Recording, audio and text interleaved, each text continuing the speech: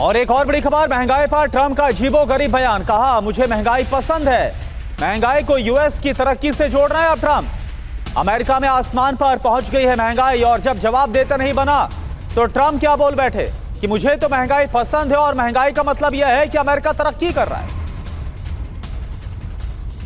तो सुना आपने डोनाल्ड ट्रंप को। ट्रंप की इन्हीं हरकतों और ईरान से जबरन युद्ध से कैसे दुनिया मंदी की तरफ जा रही है, ये आपको बताते हैं। ट्रंप ने दुनिया को मंदी में झोंक दिया है। आर्थिक मंदी के संकेत कैसे मिल रहे हैं? दुनिया भर की स्टॉक मार्केट में गिरावट देखने को मिलती है जब जब डोनाल्ड ट्रंप हमले की बात करते हैं। जब कहते हैं कि हमला नहीं करेंगे, मार्केट्स फिर से उठने लगती हैं, हरियाली नजर आने लगती है। आज भी भारतीय शेयर बाजार में ऐसा ही हो रहा है। तेल के दाम बढ़े, महंगाई में इजाफा, ये एक नॉर्मल फिनोमिना बन गया है। डॉलर मजबूत होने से समस्या हो रही है। सोने की खरीद कई गुना बढ़ गई है। एनर्जी शॉक से उद्योग प्रभावित हो रहे हैं। और देखिए, वैश्विक संस्थाओं की चेतावनी क्या है।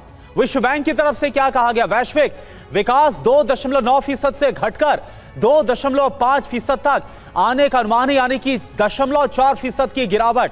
और अगर आंकड़ों में देखेंगे तो ये अपने आप में बहुत बड़ा फिगर बैठता है। आईएमएफ की तरफ से क्या वार्न किया गया? 2026 के लिए वैश्विक जीडीपी वृद्धि का अनुमान घटाकर 3.1% किया गया। ऑक्सफोर्ड इकोनॉमिक्स की तरफ से कहा जाए तो युद्ध लंबा खिंचा तो वैश्विक जीडीपी वृद्धि 1.4% तक गिर सकती है। जी हां, इसके अलावा गोल्डमैन सैक्स ने क्या कहा है? अमेरिकी मंदी की संभावना बढ़ाकर उसने 30% तक कर दिए। सोचिए किस तरह के हालात हैं। मतलब इतने गंभीर हालात को भी कोई मजाक में उड़ा सकता है मनीष। डोनाल्ड ट्रंप आज जो कहते हैं उसका पूरी दुनिया में मजाक बन रहा है। क्या इस बात का उनको इल्म नहीं है? यहां पर बात हो रही है दुनिया को आर्थिक मंदी में झोंकने की। आज जो डोनाल्ड ट्रंप ने किया है उसका खमियाजा पूरी दुनिया को चुकाना पड़ रहा है। और वो कहते हैं महंगाई पसंद है, इसमें कोई दिक्कत नहीं, कोई परेशानी नहीं। बिल्कुल, देखिए यही सबसे अफसोसनाक पहलू है कि प्रेसिडेंट ट्रंप बार बार ये जताते रहे हैं, दिखाते रहे हैं कि वो कितने असंवेदनशील हैं। और हो भी क्यों ना, क्योंकि स्वभाव से बिल्डर हैं, मुनाफाखोरी पसंद करते हैं। और आप देखिए कि इस वक्त जब दुनिया जंग में है तब भी ये बात बहुत गंभीर आरोप है ट्रंप पर, उनके दामाद पर और उनके परिवार और उनकी टीम पर लगा है कि इस जंग के दरमियान भी वो ऐसे ऐसे फैसले लेते हैं जिससे शेयर मार्केट में उनकी टीम के, उनके लोगों को, उनके दामाद को और उनको करोड़ों अरबों रुपए का फायदा हो।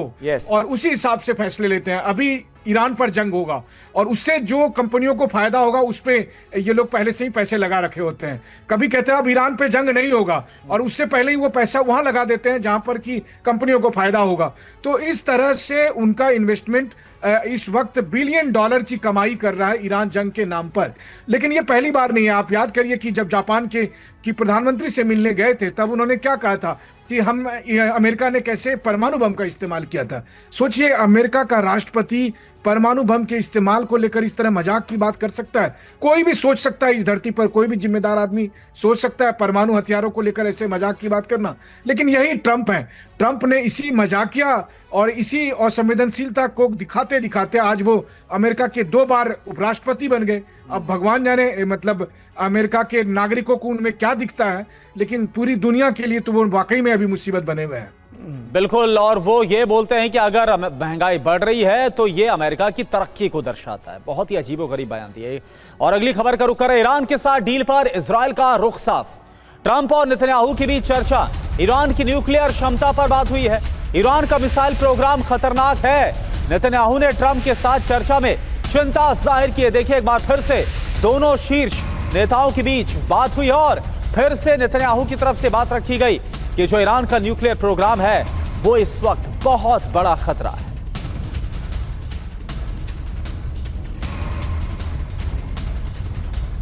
तो डोनाल्ड ट्रंप और नेतन्याहू के बीच बातचीत हुई और इस पर इजराइल के प्रधानमंत्री बेंजामिन नेतन्याहू ने चिंता जाहिर की है। तो ट्रंप नेतन्याहू का प्लान ऑपरेशन तेहरान, क्या यह फाइनल हो गया है? बड़ी बात क्या है? ईरान से डील को लेकर ट्रंप से नेतन्याहू ने बात की है। दावा यह है कि प्रारंभिक समझौते यानी एमओयू की प्रक्रिया इस वक्त चल रही है और इसके बाद औपचारिक बातचीत शुरू हो पाई। यानी कि अभी एमओयू पर बातचीत हो रही है और इसके बाद हम औपचारिक तौर पर बात करेंगे। नेतन्याहू को डर इस बात का है कि डील से इजराइल की सुरक्षा कहीं कमजोर ना हो जाए। जी हां, अपनी शर्तें मनवाने की कोशिश कर रहा है इजराइल। ट्रंप ने किया क्या है? डील को लेकर नेतन्याहू को अच्छे से समझाया गया है।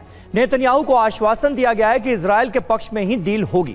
जरूरी बात यह है कि ईरान अपनी रेड लाइन पर अभी भी अड़ा हुआ है, इसलिए एमओयू अभी प्रारंभिक चरण में है। मतलब मेमोरेंडम ऑफ अंडरस्टैंडिंग में क्या क्या बातें लिखी जाएंगी, किन बातों का जिक्र किया जाएगा, जब टेबल पर बैठेंगे तो किन मुद्दों पर चर्चा की जाएगी, यही अभी तय नहीं है। अंतिम डील में बहुत कुछ बदलने की उम्मीद भी जताई जा रही है। तो देखते हैं कि होता क्या है। और 16 जून यह तारीख भी बड़ी अहम है। 16 जून को डील सील होगी या नहीं, इस पर भी पूरी दुनिया की नजर होगी।